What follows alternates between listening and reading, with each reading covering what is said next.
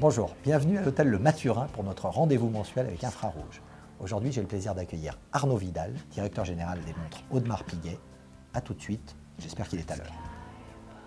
Arnaud Vidal, merci d'être ici. Bonjour.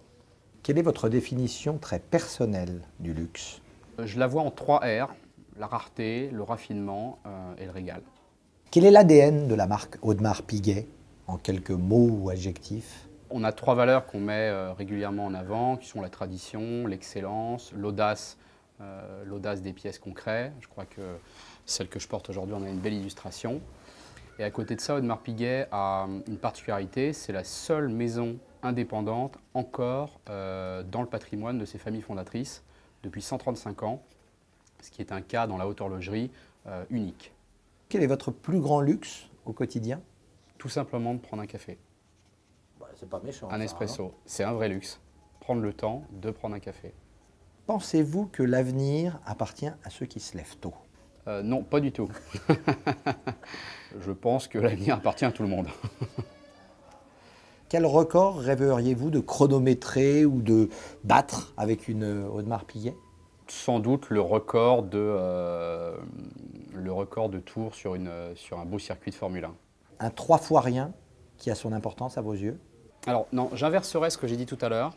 Le plaisir au quotidien, ça va vous faire rigoler, mais c'est de regarder pousser mes plantes sur ma terrasse, quotidiennement. Et le 3 fois rien qui a son importance, c'est de prendre un espresso. Qu'est-ce qui vous gêne parfois dans l'expression du luxe, dans son utilisation?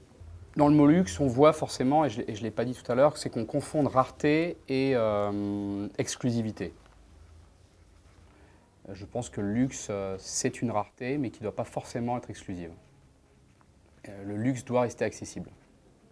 Pour vous, le comble du luxe, ce serait quoi? Passer un moment avec une idole d'enfance. Hein. Alors qui, par exemple? Paul McCartney. Et quel est le superflu dont vous ne pouvez plus vous passer vous-même? En lien avec la question précédente, ma guitare. Est-ce qu'il y en a un, toujours de superflu, que vous pouvez parfaitement évacuer et vivre sans avec le sourire? Exactement comme vous, ma cravate. Que possédez-vous de plus cher au monde, à part vos proches bien sûr?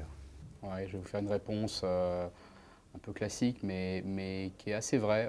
La santé, c'est une chose à laquelle je pense régulièrement. La dernière fois que vous avez dit « pauvre de moi », c'était à quelle occasion?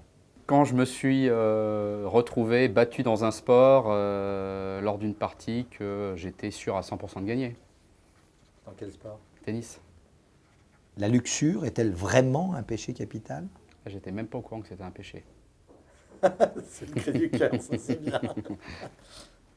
De quel projet confidentiel ou un peu top secret pourriez-vous nous mettre au parfum? Qu'est-ce qui est fou, mais pas tant que ça finalement? Va bientôt devenir notre ambassadeur, le probable futur numéro 1 mondial de tennis. Quel est le trait le plus élégant de votre caractère, selon vos proches, bien sûr? Je dirais l'humour. En plus, c'est une forme de partage avec les autres. Par les créations de qui êtes-vous sans cesse et toujours ébloui? En horlogerie, je dirais les créations de Bruno Bellamiche. Quelle est la faute de goût pour laquelle vous avez le plus d'indulgence? Je dirais les retards. Sans contrefaçon, que vous reproche-t-on de plus vrai? Clairement, ma susceptibilité et mon émotivité. Quel est votre signe extérieur de richesse préféré, même si j'ai une petite idée? Comment vous pouvez me poser la question? Évidemment, ma montre.